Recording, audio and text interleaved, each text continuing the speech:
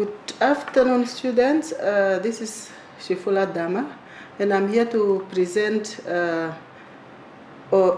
some information to prepare you for the April, August, and November examinations 2008.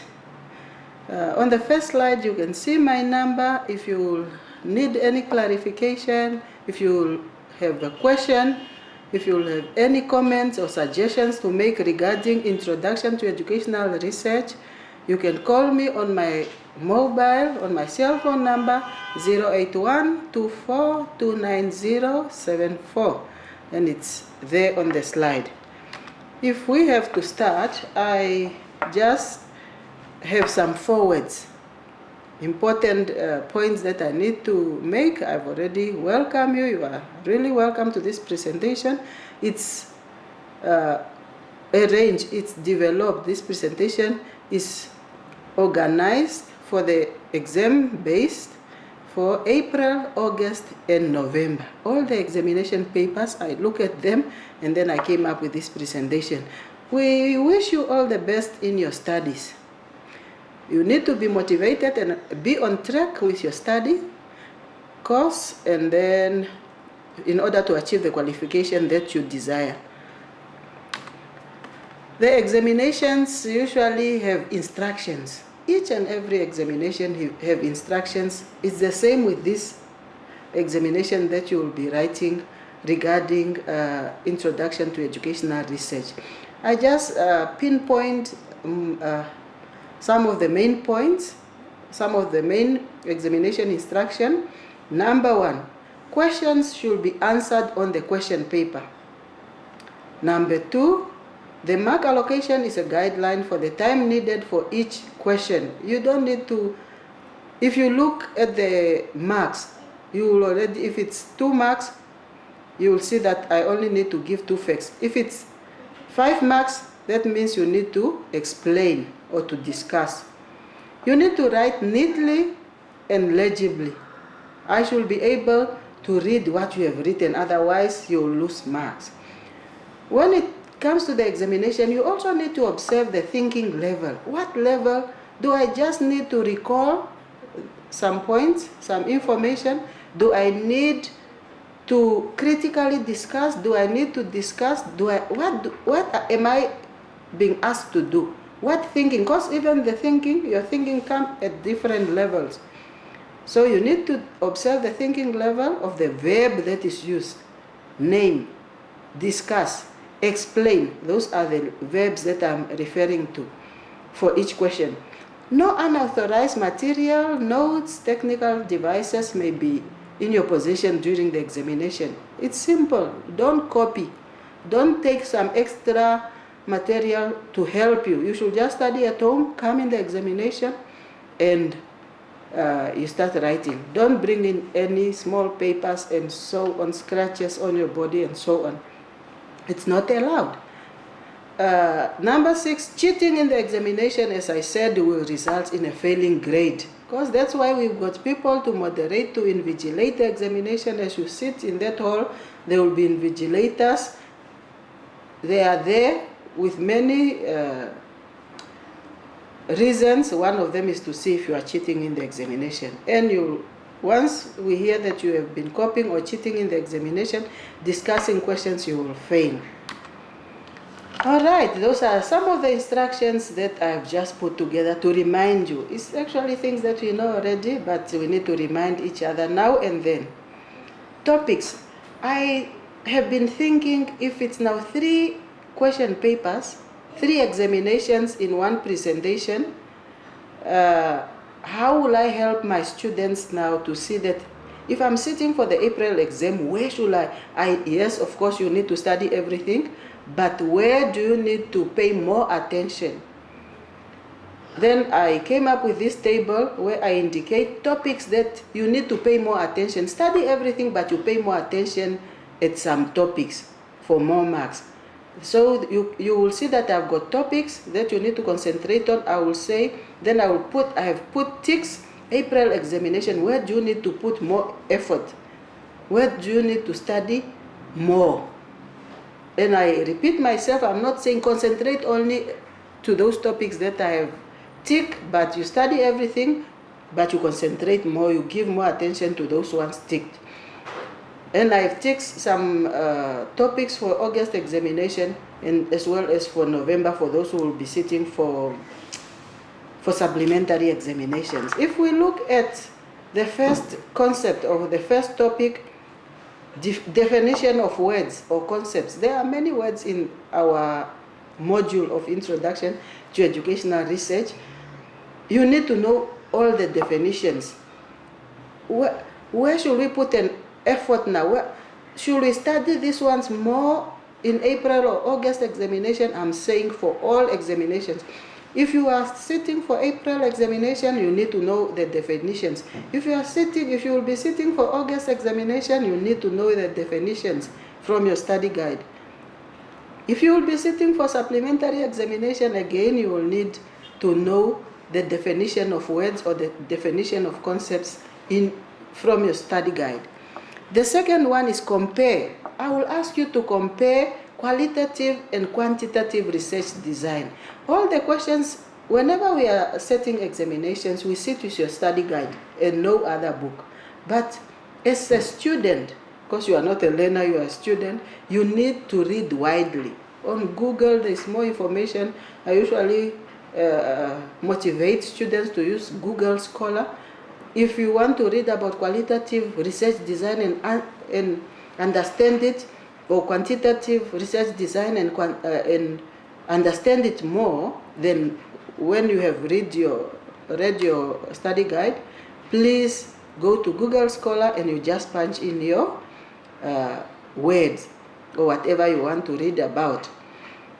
There, when I ask you to compare qualitative and quantitative, I say put more emphasis during April examination and August examination. Number 3, know the purposes of educational research. What is the purpose of doing educational research? I said, for those who will be sitting during April examination or those who will be sitting for supplementary examination, they need to put more emphasis here. But I don't say the August examination doesn't touch on that. It might have been asked differently. Functions of literature review. You know, in research we do literature review, we contact different resources, we read widely. We don't just concentrate on our study guide. So that is what we call literature, different books and different articles.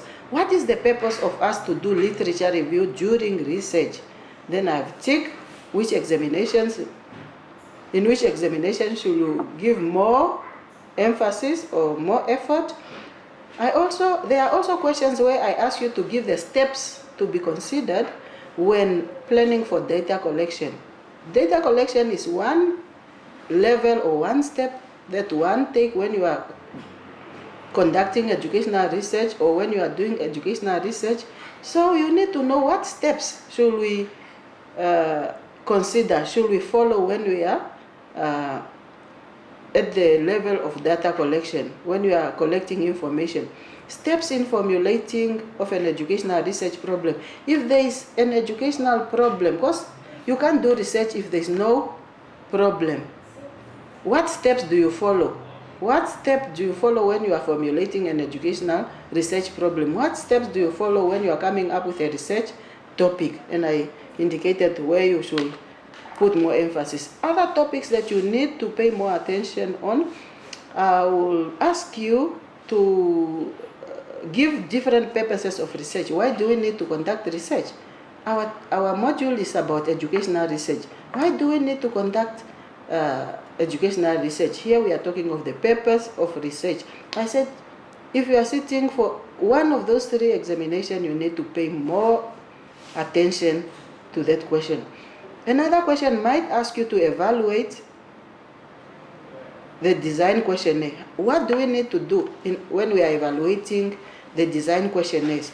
When we are doing research and you need to go and collect data, to collect information in order to analyze them and write up your research, that questionnaire, sometimes you go and observe, sometimes you go and conduct interviews, sometimes you give out a questionnaire. How do we evaluate that questionnaire that will be used? Another question is on research dimensions. In our study guide, you will find them talking about the research dimensions of Maton. Now I'll ask you, give those research dimensions mentioned by Maton and their practical examples. Now you need to understand as you are studying, what are these research dimensions in real life? What are the examples? Practical examples. How do we use those research dimensions? How do we implement them? Okay, I can also ask you to give the steps of a research proposal. Here, it's a problem. It was now in your assignment. People don't know what is a research proposal. Students, a research proposal, I usually give an example of something that we know. When you are building a house, first you come up with a plan. In your mind or on paper, you should, or when the builders come, it's you to tell them how your house should look like. How many rooms, how many dining rooms, how many kitchen, how many toilets, how many bathrooms, should the yard, how big should it be, how big should the house be? That is a house plan. Now, in research, we also have a research plan, and we don't call it a plan, we just call it a research proposal. Before you start doing your research, you have to have a research proposal. Now the question will come, what steps or what components does the research proposal have? Okay, what steps or what components does the research proposal have? It's in your study guide. You just need to get them and know them because they are in your examination. I can also ask you the steps or subheadings of a research study. What are the... Now we were talking about the steps of a research proposal. I can also ask you to write about the steps of a research itself. Before you conduct the research, you need the research proposal. Now when you will do your research, the actual research, what steps or what subheadings, what topics do we follow? I can also ask you data analysis. How do we analyze data? When you have collected information or what we call data in research, how do you analyze it in order to write the story of what is coming from your research? Now I can either ask you, how do we do data analysis in qualitative design? Or I can ask you, how do we do data analysis in quantitative design? I can also ask you, I might ask you to give how data analysis is done both in qualitative and quantitative design, which means you have to know it thoroughly. We continue. Remember I said, in whether you are sitting for April exams, or you are sitting for August exams, or you are sitting for November supplementary exam, you need to know the definition of words. You need to know the definition of terms. You need to know the definition of concepts from your study guide. Here I just gave you a long list of some of the words that you need to know the definition of. You need to know the definitions of this term. And at terms or words or concepts, and it's not exhaustive. These are not the only words. This is not the only list. As you will peruse through, as you will go through your study guide, you will see we've got more. That's why I said it's either this, all these words you need to know their definition, etc., and all other words. I'm not going to go through. There are a lot, and you have got the presentation. Some of the words, when it comes to the words, I can either ask you to give the definition as I said before, or I can ask you to discuss the characteristics of those words.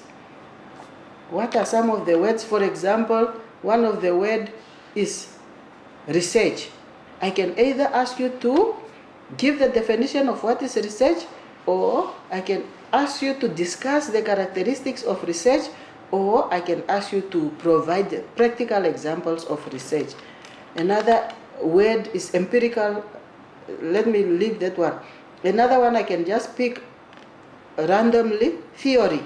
I can ask you to define what is theory, or I can ask you to discuss what are the characteristics of theory in research, because it might mean something else in other module. Here we are just talking of educational research. Or either I can ask you to provide practical examples of theory, how theory is used in research. As simple as that.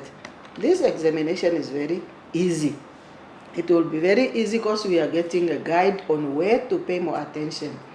I also said at one point in the previous slides, I said I might ask you to compare qualitative and quantitative research design.